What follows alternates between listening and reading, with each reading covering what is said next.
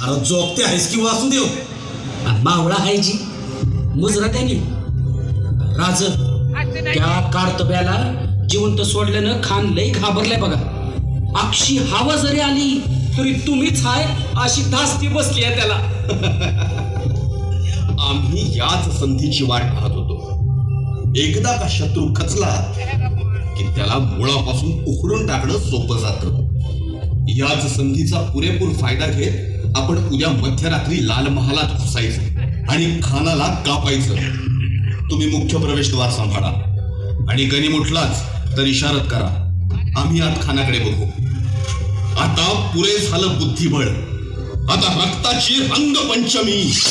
हर हर